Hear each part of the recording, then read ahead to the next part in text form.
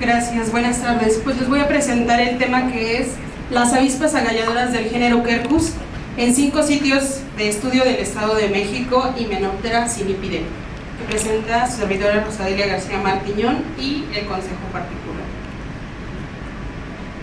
Bueno, tenemos que la familia Sinipidae, Hymenoptera sinipidae, está compuesta por 11 tribus, dentro de las cuales la tribu Sinipidae se caracteriza por inducir agallas específicamente al género Quercus, dentro de las cuales 2 tribus, que son Ceropteresini y Synergini, son inquilinos en agallas realizadas por Sinipidae, porque estas dos han perdido la capacidad de inducir agallas, es por eso que viven como inquilinos en agallas de Sinipidae. Se estima que en el mundo existen alrededor de 500 especies de encinos. México es uno de los países con mayor diversidad de encinos. Se estima que puede haber entre 135 y 250 especies de encinos, que está representado en sus 4 secciones, que son Quercus, Lobatae, Protobalanus y Virescens. Los sinipidos en el género Quercus, los datos que se tienen hasta el 2024 es que se conocen 224 especies de cinípidos, y de estas 224 especies de cinípidos solo se conoce el ciclo alternante de 3, que es Amphibolus Quercus, Quercus pomiformis, Andricus Quercus laurinus y Druo Quercus lanigerum. De estas 224 especies solamente se conoce que 4 especies producen daños en sus hospederos, que son Andricus Quercus laurinus, Andricus breviramuli, Loxaulus laeta y Zapatella polytriposa. En Europa es el lugar donde más se conoce sobre encinos y se han descrito solamente 150 especies de cinípidos, en 30 especies de Quercus. Y en la península ibérica se han descrito 70 especies de cinípidos en solamente 10 especies de encino. Con la diversidad de encinos que existe en México, se estima que podrían existir más de 1000 y solamente se conocen hasta el momento 224. Entonces hay mucho trabajo por hacer. Es por ello que se plantean los siguientes objetivos, que son identificar la diversidad de especies de encinos y morfotipos de agallas en los sitios de estudio, describir nuevas especies si estas fuesen colectadas, y explorar la posibilidad de cerrar ciclos alternantes con estudios moleculares, porque solamente se conocen 3. Para este estudio se determinaron los sitios de estudio, y para ello fueron seleccionados aquellos lugares en donde hubiera encinos. Se seleccionaron 5 sitios que fueron el Ocotal, determinado como el sitio 1, que pertenece al municipio de Timilpan, el sitio 2, que es San Juan Coajomulco, que pertenece al municipio de Jocotitlán, el sitio 3, que es Tunal Salto, sitio 4, Plateros Arenales, y sitio 5, San Pedro el Alto, ambos que pertenecen al municipio de San Felipe de Progreso. Una vez determinados los sitios en donde se iban a trabajar, se marcaron los encinos en los cuales se iba a realizar la colecta mensual. Posteriormente también se extrajo una muestra de los encinos para poder realizar la determinación. Esta determinación se realizó con la especialista, que es la doctora Silvia Rangel, que está en la UNAM, y posteriormente se realizaron los muestreos mensuales durante 2 años, que estos comenzaron en octubre del 2023 y culminan en este 2025. Una vez en campo, con el encino seleccionado, se buscaron los morfotipos de agallas. Estas se buscaron ya sea en las hojas, en las ramas, en los amentos o en las yemas, y se fueron colectando. Posteriormente se llevaron a laboratorio, y en el laboratorio se pusieron en cámaras de emergencia, que fueron en potes transparentes con sus debidas etiquetas. Posteriormente se estuvieron revisando semanalmente, y se extrajeron los adultos y se colocaron en alcohol al 70%. Posteriormente se montaron los ejemplares adultos encontrados, y posteriormente se corrió las claves taxonómicas. Estas claves taxonómicas fueron proporcionadas por el doctor Juli Pujade del Villar, que es el especialista en cinípidos, y estos se determinaron a género y especie. Y posteriormente la descripción de nuevas especies de haberse encontrado.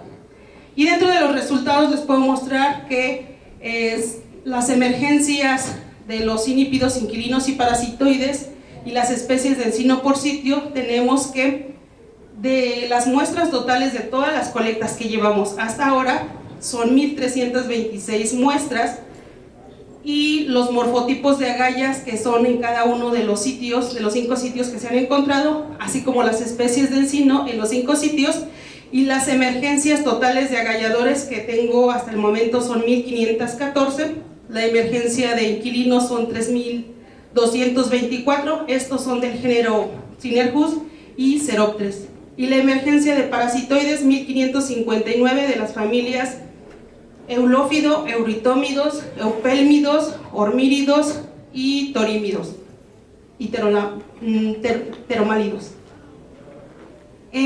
Las muestras totales, el lugar que más he encontrado muestras totales, bueno, que me ha dado más muestras, son el Tunal Salto, y el que menos he encontrado, bueno, menos he obtenido, son en San Pedro el Alto.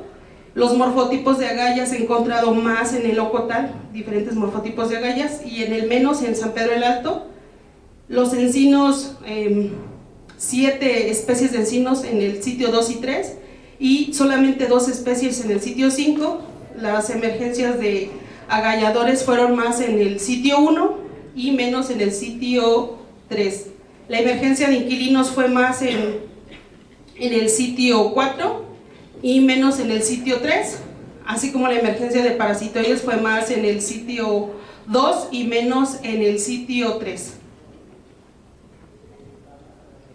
En esta tabla les puedo mostrar que de estos 5 sitios se han obtenido 24 especies de cinípidos distribuidos en 16 géneros. 12 de estas especies son registros nuevos para el Estado de México, así como un género.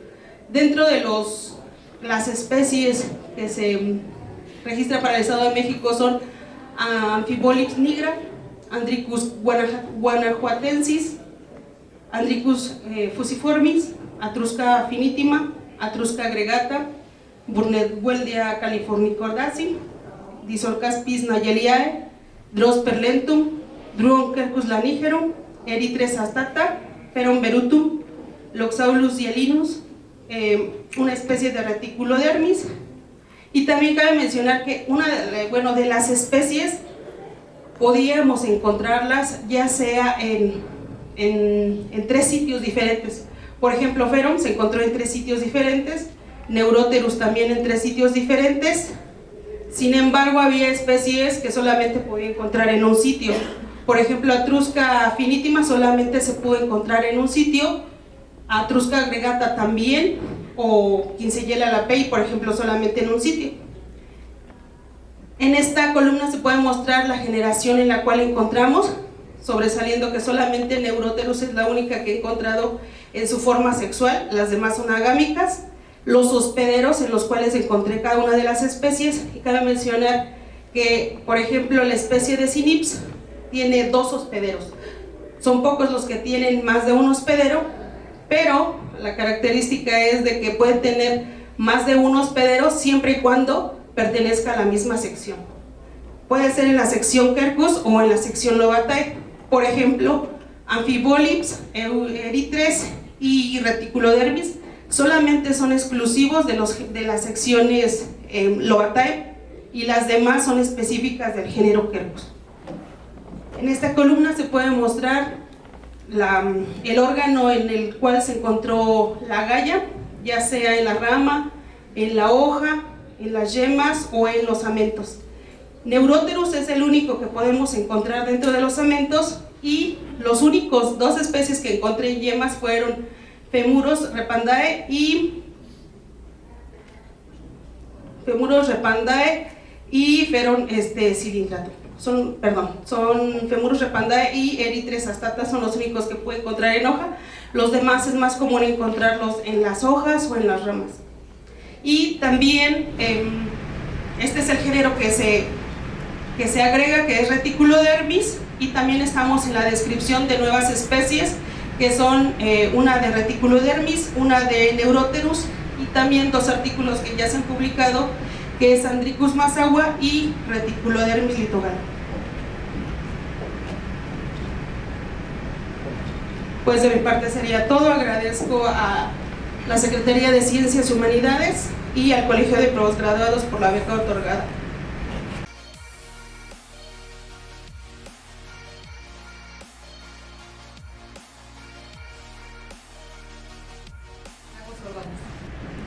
Ok, gracias. Buenas tardes a todos. Bien, les voy a presentar lo que es el avance del trabajo que estoy realizando, el cual tiene como título Los brúquidos de Honduras. El consejo particular de este trabajo pues, lo conforma el doctor Héctor González, el doctor Jesús Romero, el doctor Alejandro Pérez y la doctora Dulce Susana Hernández.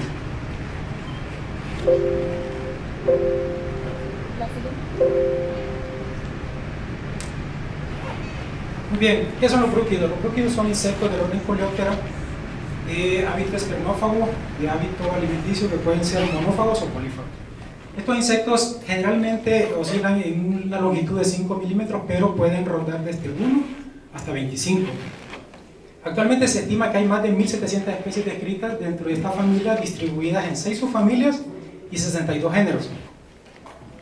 Estos insectos se vinculan con 34 familias de plantas. La pregunta es: ¿qué importancia tienen? Pues lo podemos sintetizar en 3 componentes. Primero, son reguladores naturales de lo que son poblaciones de plantas silvestres. Otro es que pueden generar daños como productos almacenados. Y tercero, pueden ser utilizados como controladores naturales cuando se alimentan de semillas de maleza. Es importante destacar que cuando son plagas de almacén, estas infestaciones ocurren lo que es en el campo. ¿Qué se sabe de los brúquidos de Honduras? La historia se remonta a 1973, 74 y 78, que mencionan los señores, lo que es Johnson y Kinsolver, hicieron trabajos, pero eran vinculados con lo que eran más a especies de brúquidos, pero de productos almacenados. Ya en los 80, en los 82, 83, 88 y 90, estas mismas personas siguieron haciendo trabajos, pero siempre vinculados más con la orientación a productos almacenados. El trabajo más relevante de brúquidos de Honduras fue en el 2003 por el señor Turmo y colaboradores, quienes hicieron un listado sinóptico, el cual mencionaban de que recapitularon información desde 1986 hasta el 2003, en la cual enumeraron 148 especies, distribuidas en 3 subfamilias y 18 géneros. ¿Qué objetivos se tienen de este trabajo? Primero, pues poder identificar las especies de brúquidos que se colectan en Honduras, teniendo lo que son fotografías de los adultos y su genitalia. Otro objetivo es determinar las plantas hospederas de cada una de las especies. Otro, poder vincular o elaborar claves taxonómicas para poder identificar las especies que se encuentren. Y finalmente elaborar una base de datos en donde toda esta información sea colectada para futuros trabajos. En cuanto al sitio de muestreo, el muestreo se realizó en la República de Honduras, país que cuenta con aproximadamente 111.412 kilómetros cuadrados. Políticamente está dividido en 18 estados. El muestreo se realizó a finales del año 2022 y 2023. El muestreo fue muestreo indirecto, según la metodología propuesta por Schultz y Kraft, la cual pues, consiste en definir una ruta de viaje en la cual se van haciendo paradas continuas a medida uno va encontrando lo que es material de interés. En cada sitio de colecta se tomaba fotografía tanto de la planta, se colectaba material vegetal de la planta, se colocaba en lo que era una prensa botánica para su posterior identificación. Las vainas o frutos de los árboles eran colocadas en bolsas de papel, en la cual se le agregaba lo que era información correspondiente como sitio, fecha y datos de georreferencia. El manejo de las muestras permanecieron a una temperatura de 19 a 21 grados en promedio. Se hacían monitoreos frecuentes para poder colectar los adultos, y estos adultos eran depositados en lo que era un frasco con alcohol. Para la identificación de las plantas tuvimos el apoyo de dos instituciones. Primero, la Universidad Nacional de Ciencias Forestales de Honduras, específicamente el Banco de Semillas, y del Departamento de Botánica de la UNAM, específicamente con el doctor Alfonso Delgado. Ya para la identificación de los insectos, pues esto se realizó utilizando claves taxonómicas de Johnson, Kinsolver, Romero, Da Silva, entre otros. Es importante destacar que para poder identificar y tener una certeza alta de la identificación de un brúquido es importante y se requiere tener adultos machos, porque hay que procesar la genitalia. La genitalia se sacó según la metodología propuesta por Kinsolver en el 70 y lo que es Johnson y Romero en el 99. Ok, ¿qué se tiene hasta el momento de ese muestreo? Se colectaron más de 500 muestras en todo el recorrido que se hizo en los 17 departamentos o estados que se monitorearon, de las cuales 260 muestras salieron con presencia de brúquido. De estos se han contabilizado hasta el momento 8.500 individuos o insectos adultos, distribuidos en 3 subfamilias, 14 géneros y 52 especies. Estos son los 14 géneros que se han encontrado, distribuidos en 3 subfamilias: Bruchine, Amblicerina y Pachymerine.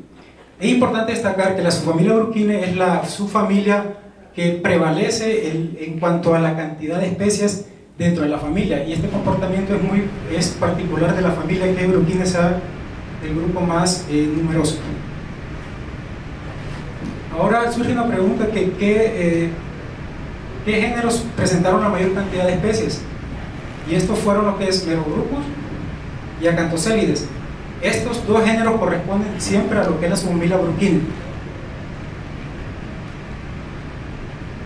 A continuación muestro el listado de las 52 especies que les mencioné que ya están identificadas. Lo relevante de esto son las especies que están marcadas con asterisco, por ejemplo, y otras tienen 2 asteriscos. Las que tienen un asterisco significa que son nuevos registros para Honduras de la presencia de este insecto, y estas especies que tienen 2 asteriscos son nuevos registros o nuevas especies para la familia. Entonces, en general, son 8 nuevos registros más los 2 nuevas especies. En total suman 10 especies, que en promedio serían un 19% de las especies que se han identificado hasta el momento serían nuevos registros para Honduras.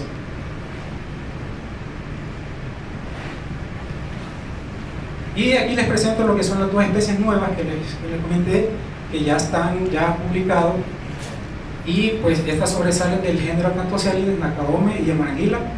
El nombre viene en oposición al sitio de la colecta, ¿no? Estos fueron colectados en lo que es una fabácea del género Mimosa, y esta fue colectada en una fabácea del género Sena. En cuanto a la diversidad y abundancia, se presentó 2 estados con la mayor diversidad, entre ellos lo que es Francisco Morazán con 29 especies y Choluteca con 28. Es importante destacar que estas 28 y 29 especies pueden estar presentes en una y en otro estado, no son exclusivas de ellos. En cuanto a la abundancia, les comento que el género que prevaleció fue Acanthocélides, y las especies Macrophthalmus, Mankinsi y Quadridentatus, las 3 en conjunto logran acumular aproximadamente un 40% de lo que es la abundancia de la colecta. En cuanto a las plantas hospederas, les comento, de las 260 muestras que se colectaron, el 91% de ellas fueron colectadas en plantas de la familia Fabaceae, prevaleciendo lo que son los géneros Leucaena, Vachellia, Mimosa, Samaneicaceae. El 9% restante se distribuye en las familias Malvaceae, Anacardaceae y Vixaceae, y los géneros Guasume, Chinopsis y lo que es Vixa, el famoso chol. Otro dato interesante es que, a pesar de que el objetivo primordial era poder encontrar brúquidos, hemos encontrado también parasitoides. Hemos encontrado 5 familias de parasitoides, entre ellos Braconidae, Ulophidae, Eupelmidae, Euritomi y Pteromaride, de los cuales se han desprendido 7 géneros de parasitoides.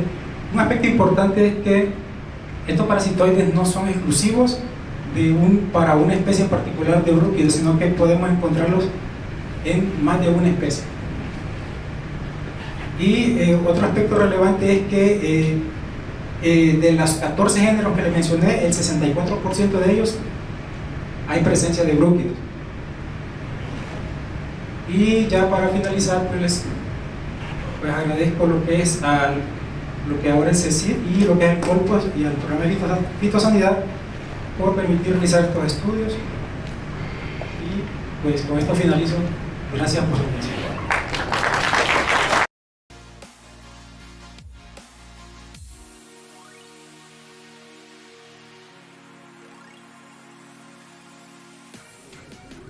Muy buenas tardes a todos. Yo les voy a platicar acerca de los avances de mi investigación. En esta ocasión les voy a presentar el tema de proporción sexual como indicador de identidad biológico en Quelonus insularis y Quelonus sonorensis, parasitoides asociados a Spodoptera fructifera, comúnmente conocido como gusano cogollero de maíz. Bueno, a manera de introducción, de acuerdo a la revisión taxonómica y de parasitoides asociados a Spodoptera fructifera en América, realizado por Bena Juárez y Cortés Mondaca en 2015, se han identificado más de 250 especies de parasitoides asociados a este organismo plaga. Una de las principales familias a las cuales pertenecen estos organismos es Braconidae, y dentro de esta familia, la subfamilia Quelonidae, ahí se encuentran organismos que se caracterizan por parasitar larvas de lepidópteros. En el caso particular de México, se han determinado tres especies asociadas a Spodoptera fructifera: es Quelonus insularis, Quelonus cautus y Quelonus sonorensis. Las primeras dos fueron identificadas por Ezra Cresson en 1865 y 1872 respectivamente, mientras que en 1887 Peter Cameron describe a Quelonus sonorensis. Sin embargo, se sabe que a nivel mundial, solo una cuarta parte de las especies que se estima para su familia Quelonidae han sido descritas, y de estas la gran mayoría, para la gran mayoría las descripciones que se han realizado no se han revisado o no se ha hecho una revisión objetiva respecto a las caracterizaciones que se habían realizado inicialmente para estos organismos. Y en ese sentido surge la pregunta de, si en México se han reportado 3 especies, ¿realmente son 3 especies o existen menos? A partir de los estudios posteriores, morfológicos y moleculares, se ha determinado que al menos para Quelonus cautus, estos estudios nos indican que esta especie sí es diferente a Quelonus insularis y Quelonus sonorensis. Presentan menos de 16 segmentos antenales, y en el caso de los machos presentan un foramen en el ápice del metasoma. En el caso de las otras 2 especies, Quelonus insularis y Quelonus sonorensis, los estudios realizados por González Maldonado en 2019 y 2023, ellos encontraron similitudes morfológicas y genéticas para estas 2 especies, y no pudieron llegar a una conclusión de si efectivamente se trata de dos especies o pertenecen a una misma entidad biológica. En ese sentido, un parámetro útil que puede proporcionar información adicional para poder discernir si se trata de una sola especie o 2 es la proporción sexual. Y en este caso, el objetivo de nuestro estudio fue comparar proporciones sexuales de estas especies a partir de organismos recolectados en Guanajuato y Oaxaca, y contrastar los datos obtenidos bajo diferentes escenarios hipotéticos. Para poder llevar a cabo esta investigación, se realizaron recolectas de larvas de gusano cogollero de primer a cuarto instar. Fueron 3 municipios en Guanajuato y 3 en Oaxaca. En Guanajuato fueron Irapuato, Silao y Romita, mientras que en Oaxaca fue Tuxtepec, San Lorenzo, Cacautepec y San Bartolo, Coyotepec, durante agosto de 2023. Las larvas se trajeron al laboratorio de control biológico, continuaron con una alimentación natural y se mantuvieron en condiciones controladas. Una vez que emergieron los parasitoides adultos, se utilizaron las claves taxonómicas de Wharton y Sánchez García para identificarlos a nivel de género, y para la identificación a nivel de especie se utilizaron las descripciones originales realizadas por Cresson para Quelonus insularis y por Camero para Quelonus sonorensis. Se registró la proporción sexual para cada municipio, para cada una de las especies, para Quelonus insularis, Quelonus sonorensis, y en el escenario asumiendo que ambas entidades pertenecen a una misma especie biológica. Y en este caso, bueno, los datos de proporción sexual de cada municipio se utilizaron para probar los diferentes escenarios. Se probó la proporción sexual promedio observada para Quelonus insularis, la de Quelonus sonorensis, la proporción promedio combinada, asumiendo que se trata de una misma entidad biológica, y finalmente la proporción esperada bajo el principio de Fisher, en el que existe un equilibrio entre machos y hembras. Para el cálculo de la proporción sexual, bueno, se utilizó la fórmula de Green, en la cual nos indica que debemos utilizar el número de machos divididos entre el total de individuos, machos y hembras. Bueno, en este caso, todas las pruebas se realizaron mediante un análisis de rango con signos de Wilcoxon, previa transformación de los datos por función Atwood. Bueno, ¿qué se obtuvo? A partir de las recolectas, en Guanajuato pues se recolectaron en total 1035 larvas de Spodoptera frugiperda, mientras que en Oaxaca se recolectaron 826 individuos. En el caso de los individuos muertos, bueno, de las larvas muertas, estos números para Guanajuato representan entre un 30 a 38% del total de individuos emergidos, mientras que para Oaxaca va del 28 hasta el 47%. Bueno, ¿a qué se debe esto? Múltiples factores, un mal manejo durante la recolecta de las larvas, al cambio en las condiciones ambientales de que estaban en campo y se trajeron al laboratorio, y también se presentaron pues infecciones debido a patógenos. Adicionalmente, de los parasitoides que no emergieron, bueno, se registraron parasitoides que no emergieron y por lo tanto no se llegó a la identificación de la especie. Este número fue variable entre los municipios de recolecta. De los individuos que sí emergieron, bueno, se encontraron parasitoides de Quelonus insularis, Quelonus sonorensis, y adicionalmente se encontraron Cottesia marginiventris, Ophion flavidus, Pristomeros spinator, Campoletis sonorensis y Taquínidos. En el caso de Quelonus insularis y sonorensis, aquí podemos ver el total de machos y hembras que se registraron para cada municipio. En los números en colores, aquí presento el total de individuos que se obtuvieron de Quelonus insularis, tanto para Guanajuato como para Oaxaca, 96 machos y 184 hembras. Para el caso de sonorensis, 67 machos y 2 hembras. Al analizar las tasas sexuales bajo las diferentes hipótesis para Quelonus insularis, Quelonus sonorensis, y asumiendo ambos individuos como una misma entidad biológica, bueno, se obtuvieron los siguientes resultados.